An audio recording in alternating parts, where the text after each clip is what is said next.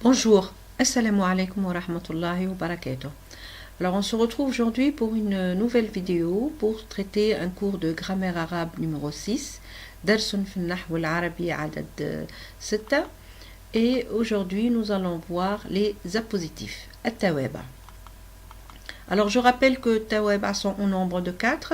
Donc on a l'adjectif qualificatif, an-nat, le corroboratif, at-tawkid, le permutatif al-badal et le conjonctif al-atf. Dans une vidéo précédente, nous avons déjà vu l'adjectif qualificatif an-nat et aujourd'hui nous allons voir le corroboratif at-tawkid qu'on appelle également at-ta'kid. Alors le corroboratif, donc en fait, c'est un terme grammatical qui est employé pour affirmer avec vigueur, avec énergie, le sens du mot qui le précède.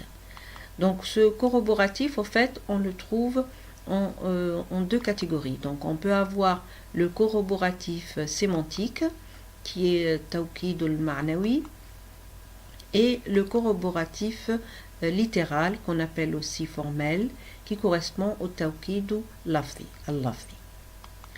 Alors nous allons commencer par d'abord expliquer en quoi consiste le corroboratif sémantique. Nous allons prendre quelques exemples. Ja'a al-waladu nafsuhu, l'enfant est venu lui-même. Hadara al-rijalu jami'uhum, les hommes étaient tous présents. Sallamtu ala at-tullabi kullihum, j'ai salué tous les étudiants. Katabtu al-malikata aynaha, j'ai correspondu avec la reine elle-même. Alors tous les mots qui sont écrits en rouge en fait correspondent à des corroboratifs. Donc en fait ce sont des mots qui suivent et s'ajoutent à des noms déterminés, et ce sont des noms qui en fait portent la même marque de cas.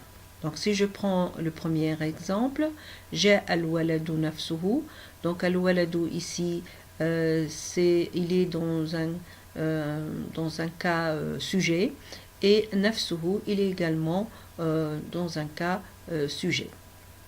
Sallamtu ala at-tullabi kullihum, donc ici at-tullabi c'est un nom qui est un nom déterminé qu'on appelle le corroboré, et ce corroboré il est au cas indirect, et le corroboratif donc kullihum il est également au cas indirect. Katabtu al-malikata aynaha, al-malikata c'est un nom déterminé qui est au cas direct, et aynuha également il est au cas direct. Donc nous pouvons dire que les termes corroboratifs sont rattachés au corroboré dans son cas sujet, direct, indirect et dans sa détermination. Alors, pour construire donc une phrase contenant un corroboratif, il s'agit donc d'affixer un pronom personnel au corroboratif qui renvoie au mot corroboré. Alors, exemple, Hadara ar-rijalu jami'uhum. Donc, dans cette phrase, on voit que le corroboratif contient un pronom, et ce pronom il revient sur le mot ar-rijalu. Ar-rijalu qui est au fait un nom masculin au pluriel, et on voit que le pronom s'accorde en genre et en nombre au mot corroboré. Qama aliyun nafsuhu, donc Ali s'est levé lui-même. Donc dans le mot nafsuhu on trouve un pronom qui est au masculin singulier, qui revient sur le mot aliyun qui est également au masculin singulier. Alors on peut scinder au fait les corroboratifs sémantiques en deux catégories. Dans la première catégorie on trouve les noms suivants. Donc on trouve le mot al-nafsu qui se traduit donc littéralement par âme, être. Alors en français on utilise soi-même par exemple. Il y a aussi le mot al-aynu, œil. Alors les termes corroboratifs donc nafsun wa aynun concordent en nombre avec le nom auquel ils sont apposés. Donc s'il est au singulier, ils se mettent au singulier, s'il est au pluriel, ils se mettent au pluriel. Alors, on emploie dans ce cas-là, surtout pour l'utilisation du pluriel, bien sûr, la forme du pluriel af'alu, c'est-à-dire qu'on utilise le modèle du verbe af'alu. Donc, on va d'abord transformer les nafsun wa aynun au pluriel. Donc, le singulier du mot nafsun au pluriel devient anfusun et aynun, il devient a'yunun. Prenons des exemples. Donc, qabalu an-nisaa anfusahunna. Ils ont rencontré les femmes mêmes. Donc là, on trouve que le mot nafsun, il est au pluriel, anfusahunna, et on a ajouté, on a annexé donc le mot nafsun, qui est au pluriel, donc anfusun, le pronom qui revient au mot corroboré an-nisa. Ja'a ar-rajulani anfusuhuma. Les deux hommes sont venus eux-mêmes. Donc anfusuhuma, il est au pluriel. Donc il suit le mot qui le précède ici, ar-rajulani, qui est au duel. Et pour le mot anfusuhuma, on a aussi ajouté le pronom du duel. Yarta'idu al-mala'ikatu a'yunuhum. Les anges eux-mêmes seront saisis de frayeur. Donc là aussi, on a mis le mot aynun au pluriel et il devient a'yunun en ajoutant aussi le pronom qui revient au mot corroboré. Alors, il est possible aussi de faire précéder les substantifs aynun wa nafsun de la préposition be et de les mettre au génitif. Pardon. Alors, on dit j'ai al-mudiru bi nafsihi. Le directeur est venu lui-même. Et bien dans ce cas-là, puisqu'il s'agit ici de harfu jar, donc le harfu jar va rendre le mot au génitif, donc le mot devient majrourun. Donc c'est pour ça on écrit binafsihi. Ata dhalika al-makana bi'aynihi. Il vint à ce même endroit, donc les mêmes remarques pour le mot binafsihi. Alors, la deuxième catégorie de corroboratifs sémantiques, on trouve les mots suivants. Donc, on trouve le mot kullun, universalité, jami'un, totalité, ammatun, généralité, et kila, qui est pour le duel, tous deux. Alors, ces corroboratifs sont généralement utilisés pour indiquer la quantité. Alors, le corroboratif, donc, kullun, jami'un wa amatun, concorde en cas avec le mot, comme tous les autres corroboratifs, mais il reste au singulier. C'est ça leur particularité. Donc, ce sont des noms, enfin des mots qui ne se mettent pas au pluriel. De plus, quand on les ajoute au mot corroboré, on ne peut pas mettre n'importe quel mot. Alors, si je prends le mot kullun ou jami'un, je ne peux pas l'utiliser avec un mot qui ne peut pas être démembré ou qui ne peut pas être divisé. Donc par exemple, on ne peut pas dire ja'a Khalidun kulluhu ou ja'a Khalidun jami'uhu. Donc c'est une phrase qui n'a aucun sens. En revanche, on peut dire ja'a al-jayshu kulluhu. L'armée tout entière est venue. Donc là, on voit que le mot jayshun, c'est le mot corroboré, donc qui peut être divisé, qui peut être démembré. Hein. En arabe, on dit yatajazza'u. Hein. Et à côté donc de ce mot, on a ajouté le corroboratif kulluhu, qui est toujours qui garde toujours la même marque du cas. Hein. Al-jayshu, c'est au cas sujet, donc kulluhu, il est au cas sujet, mais il ne peut pas être ici au pluriel. Il reste au singulier. Ma qultahu qad sami'nahu ammatuna. Ce que tu as dit, nous l'avons entendu, nous tous. Donc, ammatuna, là aussi, c'est un corroboratif qui ne peut pas être au plurial et il est donc en accord et il concorde en cas avec le mot qui le précède.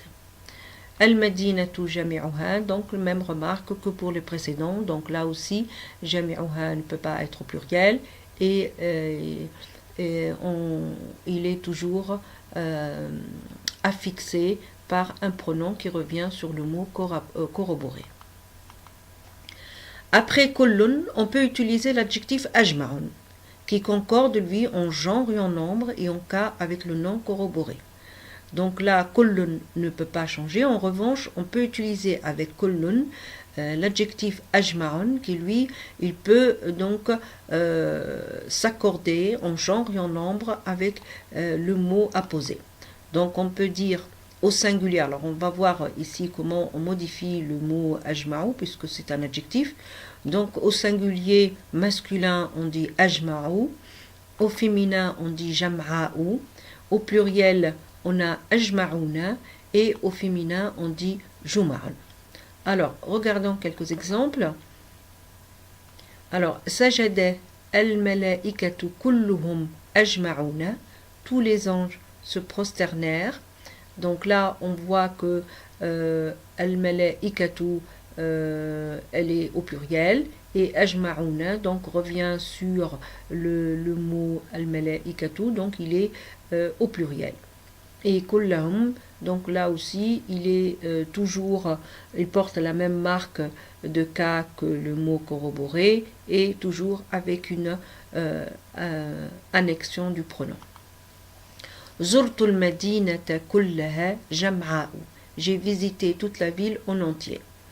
Alors, donc là, on va parler du mot jam'a'u. Donc toujours, c'est le féminin du mot ajma'u. Et pourquoi elle est au féminin? Parce qu'elle revient au mot al-madinatu. Alors, comme corroboratif d'un nom au duel, on emploie qu'il est. Alors qu'il est, et il varie au fait selon la marque du cas. Donc dans le cas pour le masculin au nominatif, on a qu'il est. Pour le masculin à l'accusatif et au génitif, on a kilai. Pour le féminin, on a au nominatif kilter, et pour l'accusatif et le génitif, on a kiltei. Alors, exemple, donc bien sûr, on va les faire suivre aussi par des pronoms affixes, comme on l'a fait pour tous les autres corroboratifs. Donc, on dit wasale al-hajjani kilahuma. Les deux pèlerins sont arrivés, eux deux. Donc, al-hajjani, c'est d'abord un nom au cas sujet, c'est un nom au duel, un nom masculin. Et on voit que kilahuma s'accorde au niveau de tous ces points. Donc kilahuma, il est au cas nominatif, il est au duel, et il a aussi le pronom affixé qui revient au mot corroboré. Zurtu al-maridataini kiltayhima. J'ai rendu visite aux deux malades, toutes les deux. Donc, al-maridataini, c'est le mot corroboré. Donc, il est ici au duel féminin. Il est au cas direct. Et on voit que le corroboratif, il est également au cas direct. Il est au cas... il est au féminin. Et il porte donc le pronom du duel, huma. Alors, on va passer maintenant au corroboratif littéral, donc al-tawqid al-lafzi.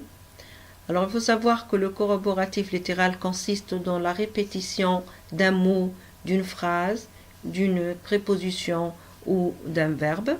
Donc, on l'utilise principalement pour donner plus de force à un mot, une phrase, pour insister sur un point ou pour préciser la personne, c'est telle personne, donc on insiste sur le mot en le répétant 2 ou 3 fois, et donc ça permet de construire donc au fait le corroboratif littéral.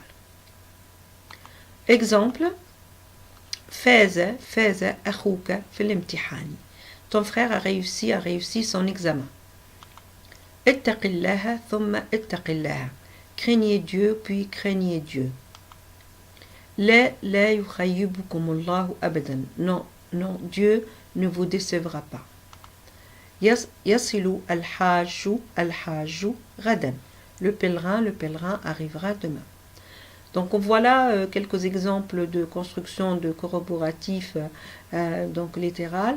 Donc on voit que dans la première phrase, on a la répétition d'un verbe au passé, donc d'un verbe à l'accompli.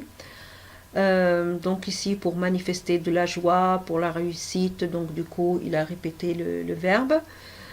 Pour la deuxième phrase, le deuxième exemple, donc il s'agit de deux phrases qui ont été répétées. Donc on voit ici l'ajout de particules thumma. Donc c'est une construction qui est beaucoup utilisée dans le Coran. Hein. Troisième phrase, les, donc c'est une proposition qui a été répétée ici. Et enfin, dans la dernière phrase, c'est un mot pour préciser et indiquer quelle est la personne effectivement qui est arrivée. Qui est arrivé. Alors effectivement, ce type de construction, donc ce corroboratif littéral, il est très utilisé effectivement en arabe, principalement dans le Coran. Alors je peux encore citer un autre exemple de phrase dans lequel on utilise cette construction de tawkid al-lafzi. قال سبحانه وتعالى كلا سوف تعلمون ثم كلا سوف تعلمون صدق الله العظيم. Donc on voit bien ici qu'il y a une phrase entière qui a été répétée et entre les deux phrases on voit encore l'utilisation du particule thumma. Il faut dire aussi que dans les paroles du prophète sallallahu alayhi wa sallam, il a aussi utilisé des phrases dans lesquelles on a l'utilisation de ce type de corroboratif. Alors, exemple, Wallahi la aghzuwanna Qurayshan, donc il a dit cette phrase, il a répété 3 fois. On peut aussi citer les poètes arabes, hein, parce que dans la poésie arabe, il y a pas mal de poètes qui ont écrit de la poésie, donc on trouve ce type de construction qui ont été souvent utilisés par les poètes arabes. Alors, donc, comme je l'ai dit, on peut ajouter le particule thumma pour relier donc deux phrases qui sont répétées. Et ensuite, il faut savoir que la répétition ne doit pas, bien sûr, dépasser 3 fois. Alors, on peut aussi utiliser la répétition de la première expression avec un synonyme sans particule de coordination. Donc là aussi, l'objectif, c'est de préciser, d'insister quelle est la personne qui a fait l'action, etc. Exemple, Qumtu ana, je me suis levé moi. Donc on voit bien ici qu'il y a déjà le pronom qui est affixé au verbe et en plus on a utilisé un autre pronom. Deuxième phrase, ja'ahu wa nafsuhu, il est venu lui-même. Donc là aussi on insiste sur la personne qui est venue en ajoutant donc un pronom et un terme corroboratif. Voilà, nous arrivons à la fin de cette vidéo. Donc merci de votre attention. Shukran lil mushahada. Je remercie toutes les personnes qui sont abonnées à ma chaîne. N'oubliez pas de partager pour plus de vidéos. Barakallahu fikum. Wassalamu alaikum wa rahmatullahi wa barakatuh.